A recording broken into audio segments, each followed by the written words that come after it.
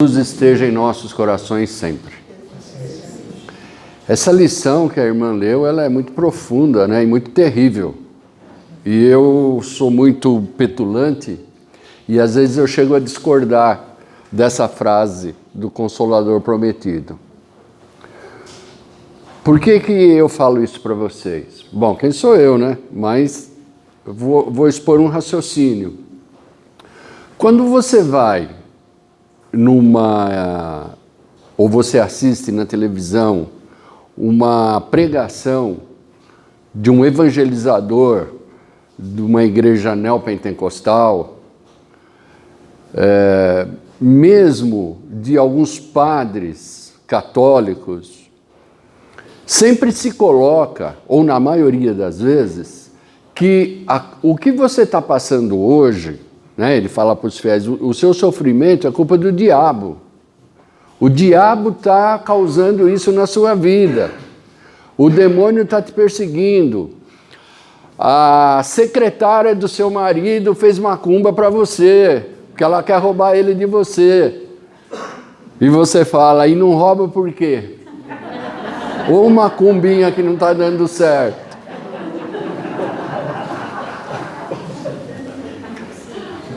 Desocupa o espaço, né? Então, assim, aí vem Espiritismo. E aí ele fala assim, ó, você está sofrendo hoje por culpa sua. Por quê? Você está colhendo hoje o que você plantou lá atrás. Que você está colhendo hoje o que você plantou no passado. E se você fizer um raciocínio, uma ginástica mental, e não encontrar nessa vida onde foi que você errou, é porque está numa vida anterior, ou em 2 ou 3 anteriores, é porque está numa vida passada. Então é sempre culpa minha. Então o Espiritismo nos ensina que é culpa minha. Se hoje eu estou sofrendo, se eu estou colhendo alguns espinhos, é porque eu plantei isso lá atrás. Então isso não é bem um consolo, isso é bem uma facada no meu coração, saber que eu sou incompetente, saber que eu errei, saber que eu estou sofrendo por culpa minha mesmo. Então aí a hora que eu deito, eu falo, caramba, eu fiz bobagem, agora eu estou colhendo. Seria muito mais fácil eu falar a culpa dos outros, mas não é. Então eu falo, às vezes isso não é um consolo, às vezes isso é um esclarecimento. Então, Espiritismo é o esclarecedor prometido.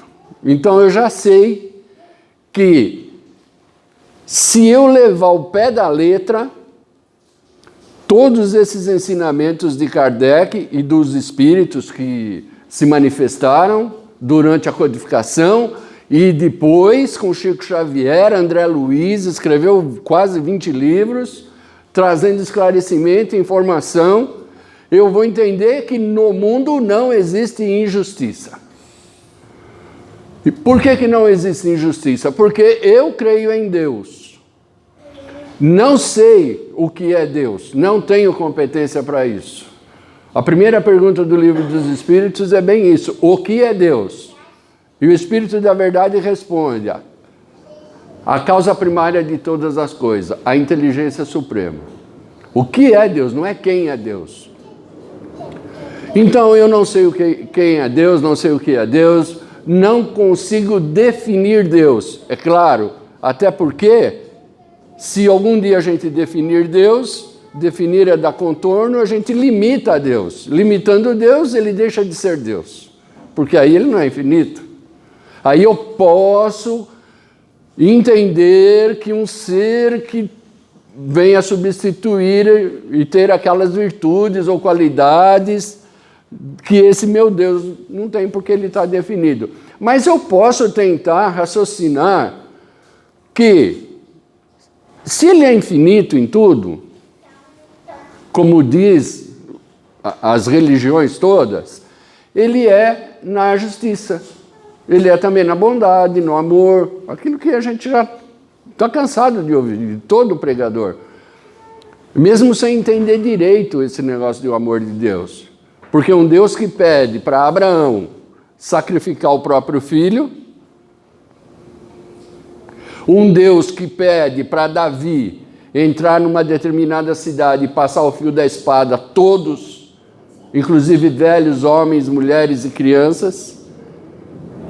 Eu não tenho competência para entender tudo isso daí. Está na Bíblia isso, está lá no Antigo Testamento. Será que é isso? Não sei. Mas eu vou ficar com o esclarecimento dos Espíritos, que falam que Deus, ele tem todas as virtudes no grau mais infinito. Então, ele é justo. Se ele é justo, não é possível que ele está me dando um sofrimento que eu não mereça. Aí não seria justo. Então, se eu nasci feinho assim, é porque alguma coisa eu fiz lá atrás. Ó. Já fui bonito alguma vez. Não, nós dois. A gente cantava às vezes moda lá em Marte, lá onde a gente encarnava lá.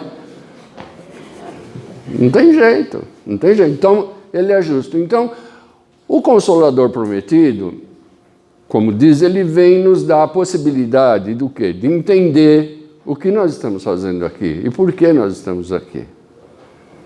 Qual a nossa função aqui? Qual o nosso propósito?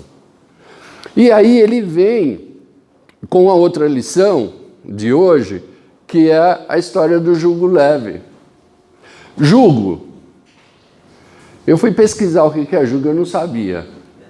Aí eu descobri que é uma peça de madeira que é uma canga, exatamente, que é colocado, por exemplo, em 2 bois, tem até uma imagem, tem uma argola, põe aqui na cabeça de um boi, do outro boi, e é uma peça de madeira.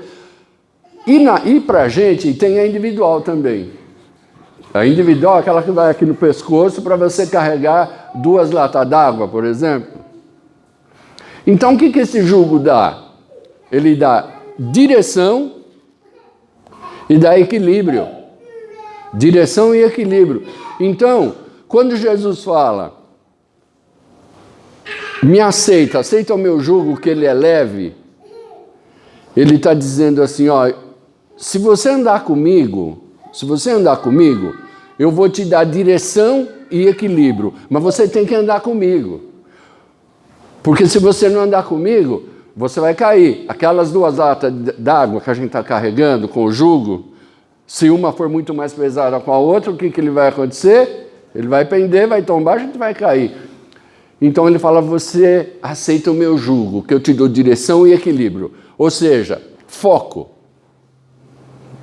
Foco. Eu estou aqui na Terra, qual que é o meu propósito aqui? Meu propósito é ser feliz, não tem outra alternativa. Mas eu vou ser feliz como? Com dinheiro? Legal, honestamente, legal, distribuindo a prosperidade, não tem problema nenhum. Deus não é pobre, Deus é rico, ele é dono de tudo. Então, ele não deve... Essa história de que rico só entra no céu passando por um buraco d'água, a gente precisa entender, né? Então, tem muito rico aí, boa praça, que distribui riqueza e tal. E tem muito pobre sacana também. Então, a gente sabe que tem de tudo um pouco. Então, mas o nosso propósito é ser feliz. O que a gente quer na vida é isso, é ser feliz. A gente não quer outra coisa. Quando o meu filho essa semana fez o segundo, ele fez 38 anos essa semana. E quando ele tinha, acho que uns 4 anos, a gente estava na casa da minha mãe, em Santo André, pintando a casa. Então, aquela filharada toda, ela falou assim, ó, vem aqui pintar a casa e eu faço uma feijoada. Então, nós éramos na época em 7, né? Agora nós somos em 4, porque 3 já foram pintar lá em cima, a casa dela lá de cima. Então, assim, enquanto a gente estava todo mundo lá pintando a casa, aquele monte de gente, tomando cerveja, caipirinha, pintando lá, o meu filho e o priminho dele, da mesma idade, sumiram. Quando minha mãe chamou, pessoal, vem almoçar, sabe aquele negócio, casa de italiano, bate a panela, pessoal, vem cá almoçar, cadê os moleques? O Nicolas e o Santiago, cadê os moleques? Quem acha? Não acha. Fomos encontrar os moleques 7 horas da noite. Eles saíram andando lá, ninguém viu, e foram andando, e foram andando, e foram andando, e foram andando, e foram andando, e foram andando. Quem encontrou os meninos? O rapazinho de uns 12 ou 13 anos que encontrou os meninos morava, naquela época, depois nunca mais os vi, num barraco ali perto do Centreville, não sei se alguém conhece lá em Santo André, num lugar bem humilde lá, e pegou, viu aqueles dois moleques andando, perdido ali, pegou, levou para casa, deu comida, água, depois saiu na rua tentando procurar de onde eram aqueles pirralhos lá. E aconteceu que um primo meu que estava andando lá, a gente estava em 50 pessoas procurando ele. 50 pessoas. Minha mãe dava catecismo lá, né? Então todo mundo conhecia ela. Então, quando ela falou que os netos dela estavam perdidos, aí todo mundo foi ajudar, cada um foi para o lado. Então aconteceu do meu primo ver e resolveu o problema, agradeceu e veio embora. Depois nós fomos lá, eu e minha mulher, o meu cunhado, minha irmã, né? Fomos lá na casa deles, agradecer, e etc. e tal e coisa. Gente do céu, eu vou falar para vocês. Ô família feliz. Uma pobreza, os caras não tinham nada. Mas era assim, uma felicidade, um respeito, um amor que você via do pai, da mulher, dos meninos lá, e aquela humildade. Então a gente frequentou lá um período, depois não frequentamos mais.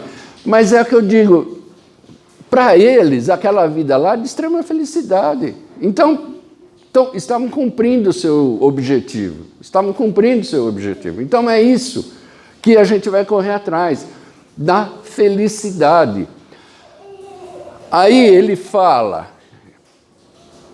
mas o meu jugo é leve e o meu fardo é suave. Fardo é suave até a página 2. Opa! É assim, ó. Deixa eu ver se tem alguma coisa aqui, pesadão. Tem.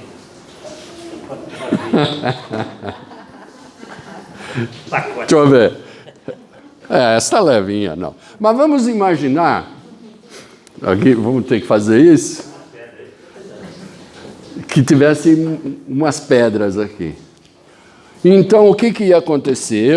Eu, que sou fraquinho, eu ia chegar aqui e ia ter maior dificuldade de levantar. Aí eu chamo o Tarcísio, que é fortão.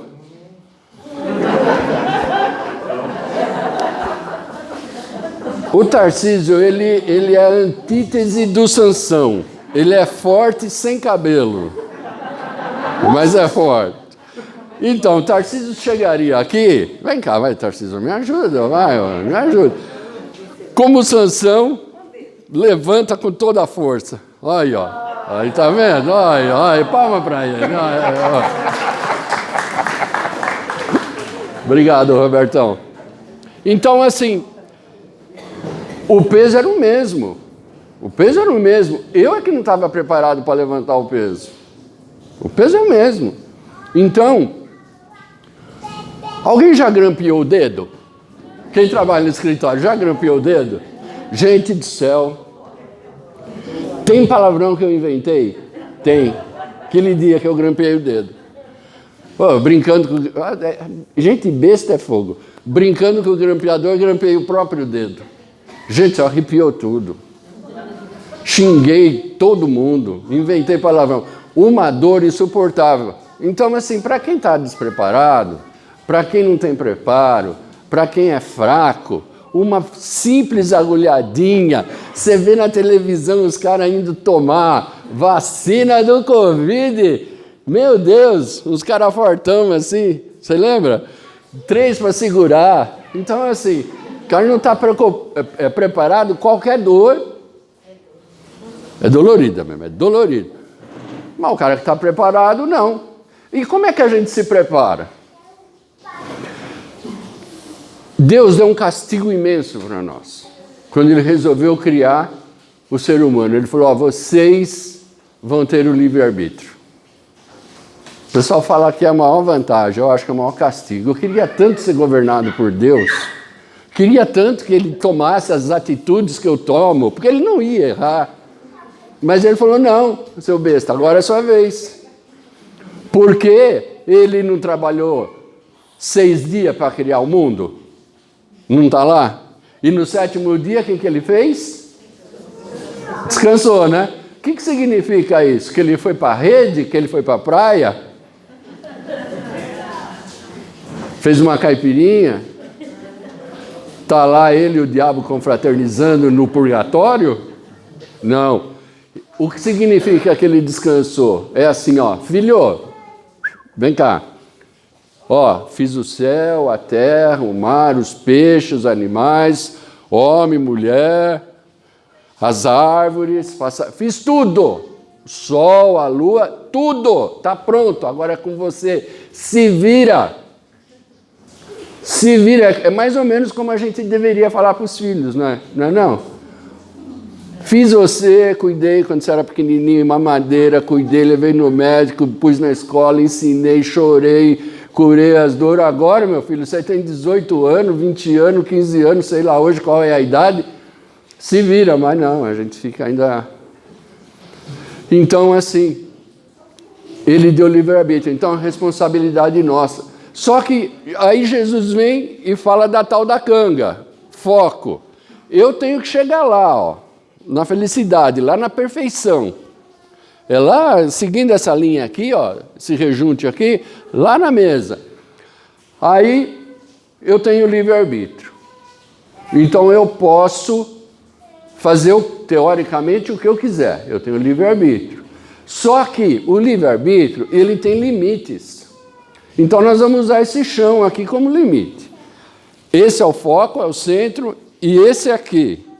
E esse aqui é o limite de onde a gente pode agir. Porque a gente não é dono do mundo, a gente não pode fazer tudo. Então eu teria que seguir reto. Mas como eu tomo as atitudes erradas, porque eu sou imperfeito, eu não tenho o conhecimento, eu vivo às vezes pela vaidade, pelo orgulho, pela ambição desmedida, eu guardo ódio, eu guardo mágoa. Então eu sou imperfeito, estou aprendendo, mas sou imperfeito. Então eu tomo decisões erradas, eu tenho reações erradas. Até por falta de conhecimento, por falta de estudo, por falta de fé, por falta de confiança. Então eu saio dessa linha aqui, ó, que eu deveria seguir reto, e vou para cá. Mas quando eu chego no meu limite aqui, uma força me empurra de volta para o foco. Quando eu sofro esse impacto dessa força me empurrando, tem um nome, que é dor ou sofrimento. É quando eu sinto dor ou sofrimento. Então, quando eu sinto dor ou sofrimento, significa que alguma coisa eu fiz em algum ponto em que está me empurrando de volta. Para que serve a dor? A medicina fala, para te alertar. Imagina se a gente não tivesse dor, a gente não tinha 20 anos de vida. A gente tem dor, vai no médico, resolve o assunto, toma remédio. Se a gente não tivesse dor, quando descobrisse, então a dor, você está andando, tem uma pedra pontiaguda, a hora que você pisa na pedra, sente aquela pontada, você já tira o peso daquela perna, joga na outra, porque se você não tivesse dor, você ia com tudo e ia causar um estrago danado. Então, para isso que serve a dor. Então, quando a gente está sentindo dor na nossa vida, dor ou sofrimento, talvez seja o momento de a gente dar uma parada e falar assim, bom, vou dar uma analisada, vou dar uma refletida nessa situação aí. Por que está acontecendo isso? Se encontrar o motivo, corrige. Se não encontrar, é porque foi na outra vida. Aí tem que fazer o quê? Seguir o que está no Evangelho. Perdão. É mais fácil odiar ou perdoar, gente? O que vocês acham? Odiar ou perdoar? O que é mais fácil? Odiar é mais fácil. Perdoar é difícil. Então a gente tem que fazer aquilo que o Evangelho fala. A gente tem que se preparar. Hoje eu escutei uma história do... Como chama aquele juiz, palestrante espírita? Haroldo Dutra Dias. Escutei uma história que ele contou do Chico Xavier. Então ele contou a seguinte história. Que o Chico, toda vez que chegava dos trabalhos dele, lá na casa dele, ele gostava muito de animal e gostava muito de um cachorro. Então ele ficava ali, dava comida para o cachorro, conversava com o cachorro, ele adorava aquele cachorrinho lá. Mas um dia o cachorro ficou doente e um amigo ou amiga falou, nossa, coitado do Chico, ele gosta tanto do cachorro e agora o cachorro ficou doente, eu vou ajudar ele, vou matar o cachorro. Foi lá e matou o cachorro. Pô, imagina, hein? O seu cachorro fica doente, seu melhor amigo fala, nossa, vou ajudar, e vai lá e mata o cachorro. Aí quando o Chico chegou e viu que o cachorro estava morto, ele ficou magoado. Não falou nada, sabia quem era, mas não falou nada, ficou com aquilo, e ficou com a mágoa, e ficou com aquilo, e o tempo foi passando e ele não conseguiu superar aquilo. Porque o Chico, ele era bem humano mesmo, apesar de ser um ser tão iluminado, mas ele era bem humano mesmo, né? Sentia mesmo as coisas que a gente. Ele falava assim, eu namoro com a lua. Mas é chato porque a lua não rende. Então, sabe o que ele queria dizer com isso? Mas o Chico falava isso. Então, aí um dia, o Emmanuel chegou para ele e falou, Chico, o que está acontecendo com você? Eu estou vendo aqui na altura do seu coração, do seu chakra, que você está com uma mágoa, está com uma mancha preta aí. E isso está atrapalhando o seu trabalho. O seu trabalho mediúnico está atrapalhando. Ele falou, é mesmo? O que eu faço então para tirar? Você sabe quem foi, né, que matou o cachorro? Ele falou, sei. Falou, então você vai lá, vai descobrir o que a pessoa mais quer ganhar na vida.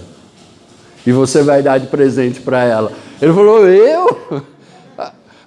A mulher matou meu cachorro e você quer que eu dê um presente? Chico, você vai ter que dar um presente para ela. Não sou eu que estou inventando isso, Emmanuel falou para ele. Quem inventou essa regra não sou eu, foi Cristo. O jugo leve dele é isso daí. Aí o Chico foi, descobriu que a mulher queria uma máquina de costura. Só que era muito caro. E ele parcelou em 4 reencarnações, porque senão não dava para pagar.